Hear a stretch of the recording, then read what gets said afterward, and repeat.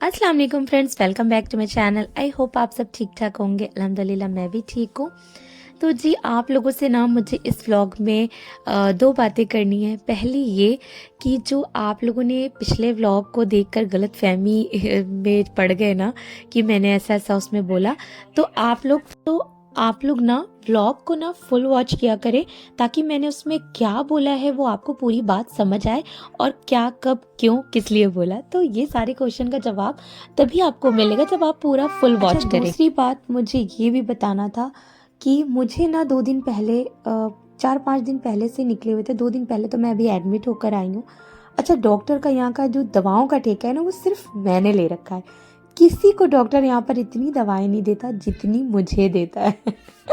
तो खैर ये बात तो रही। अच्छा, मैं बताने जा रही थी शिंगल्स के बारे में। बहुत से लोगों को ऐसी प्रॉब्लम होती होगी, उन्हें नहीं पता होगा क्योंकि ये हर उस इंसान को हो सकता है जिसको चिकन पॉक्स हो चुके हैं। तो ज़्यादातर इंसान ना जिसे चिकन पॉक्स हो चुके हैं वैसे ये सबको हो चुके हैं लगभग। तो ये जो वायरस होता है ना शिंगल्स का, वो चिकन पॉक्स वालों को ही होता है ज़्यादा। तो ये चिकन पॉक्स का ही वायरस होता है। तो ये निकलता है शोल्डर्स के बैक में और छोटे छोटे से दाने होते हैं। पानी जैसे भी किसी को निकलते हैं, किसी को ऐसे नॉर्मल दाने छोटे छोटे भी होते हैं। बहुत ज़्यादा भी निकलते हैं किसी को थोड़े भी निकलते हैं। तो मुझे निकले।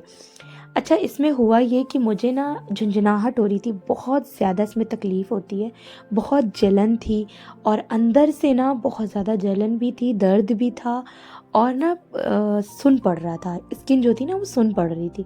तो जैसे ऑपरेशन होता है ना बच्चे का, होता है ऑपरेशन, उसके बाद ना वो स्किन ना वो हो जाती है, सुनसी हो जाती है, मोटी मोटी सी लगने लगती है। तो उसी तरह से ना मेरी भी स्किन सुनसी हो रही थी। तो मैंने इनसे बोला कि डॉक्टर को बताएं ये सुन क्यों हो रहा है। मुझे इसी का टेंशन हो रहा था, दर्द का मुझे इतना टेंशन नहीं हुआ। मुझे समझ नहीं आया कि ये क्या प्रॉब्लम है।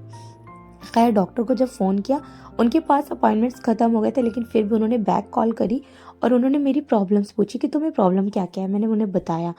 तो वो सिर्फ सुनने में बस मैंने से सिर्फ उन्हें बताया कि साइड से शोल्डर पे दर्द हो रहा है और उसके बाद मेरी स्किन सुन पड़ रही है और जलन है। वो वहीं से समझ गई कि मुझे शिंगल्स हो रहे हैं। तो उन्होंने कहा देखें रैशेज़ हैं कोई। तो मेरे हस्बैंड ने देखा, कहा कोई रैशेज़ नहीं है। तो लेकिन फिर डॉक्टर को मैंने बोला कोई रैशेज़ नहीं। डॉक्टर ने बोला आपको 1-2 दिन में धीरे धीरे रैशेज़ या थोड़े से दाने कुछ पड़ने लगेंगे। तो वही हुआ कि थोड़े छोटे छोटे दाने होने लगे। तो फिर वो तकलीफ़ मेरी बढ़ती गई। और अच्छा, मैंने ध्यान नहीं दिया शिंगल्स ये होते हैं, ये मैंने आपको बता दिया। इस तरह से अगर किसी को हो तो आप प्लीज़ डॉक्टर को तुरंत दिखाएं क्योंकि ये 24 घंटे से पहले इसमें मेडिसिन दी जाती है जो शिंगल्स की होती है, या बहुत ज़्यादा बढ़ जाए तब वो मेडिसिन देते हैं, वरना नहीं देते बीच में। तो जी उसके बाद ना मेरे बच्चों को फ़ीवर आया, मेरे हस्बैंड को फ़ीवर आया, उनको 104, मेरे बच्चों को 105 डिग्री। तो मैं इन तीनों की खिदमत में लगी रही और मैं अपनी तकलीफ़ भूल गई। उसके बाद हुआ ये कि मेरे फ़ीवर ख़ुद 104 आ गया। रात में मैं इन तीनों को पट्टी करती रही, उसके बाद मेरे भी फ़ीवर आ गया। मैंने क्या किया कि आराम मैंने बिल्कुल नहीं किया क्योंकि बच्चों को इतना ज़्यादा था कि मैं कैसे आराम करती। उसके बाद ना सुबह हम सारे लोग डॉक्टर के यहाँ गए, चारों लोग डॉक्टर के यहाँ गए। डॉक्टर ने तीनों को सबको देखा। उसके बाद जब मेरी बारी आई ना तो डॉक्टर कहता है कि आप तीनों फिर ठीक है, क्योंकि इन लोगों को सिर्फ फीवर था। उसने कहा आपकी वाइफ को ज़्यादा प्रॉब्लम है, इनको एडमिट करना पड़ेगा। उसने रेफ़र कर दिया मुझे हॉस्पिटल में क्योंकि मैं जीपी के पास गई थी। उसने मुझे रेफ़र कर दिया हॉस्पिटल में। वहाँ पे मेरे सारे टेस्ट होने लगे, मुझे एडमिट कर लिया गया क्योंकि मेरी ना ऑक्सीजन लो होने लगी थी, बहुत ज़्यादा लो हो गई थी। तो मुझे समझ नहीं आया, मुझे ऐसा लगा मुझे तकलीफ़ की वजह से ना मेरी सांसें लंबी लंबी आ रही हैं। मैं ऐसे खींच खींच के सांस ले रही थी। तो वो ना तकलीफ़ की वजह से इतना ज़्यादा प्रॉब्लम बढ़ गई। तो मेरा कहने का मतलब ये है कि अगर आपको कोई तकलीफ़ हो ना तो आप तुरंत डॉक्टर को दिखाएं या उनसे कोई एडवाइस लें, उन्हें फ़ोन करें, बताएं। क्योंकि तकलीफ़ हम लोगों की बढ़ जाती है, हम औरतें अपने कामों में लगे रहते हैं, पता नहीं चलता और वो प्रॉब्लम क्या से क्या बन जाती है। तो मेरे साथ भी ऐसे ही हुआ कि मेरी ऑक्सीजन इतनी ज़्यादा कम हो गई और मुझे पता ही नहीं चला। खैर मेरे बच्चे उस वक्त भी 104 डिग्री फ़ीवर में तप रहे थे और डॉक्टर ने मुझे एडमिट कर लिया। मैंने उन्हें बहुत ज़्यादा रिक्वेस्ट करी कि अच्छा, बच्चों को भी नहीं रख रहे थे, बच्चों को मेरे हस्बैंड से कहा आप लेकर जाएं और मैं इनको एडमिट कर रहा हूँ। तो अब मैं रो रही कि मेरे बच्चे, मेरे शौहर को भी फीवर है, वो तो देख नहीं पाएंगे बच्चों को। इस तरह से ना मैंने उन्हें बहुत ज़्यादा रिक्वेस्ट करी, तब जाकर उन्होंने मुझे डिस्चार्ज कर दिया रात तक में। खैर फिर मैं आई, मैं बच्चों के साथ लगी रही कामों में।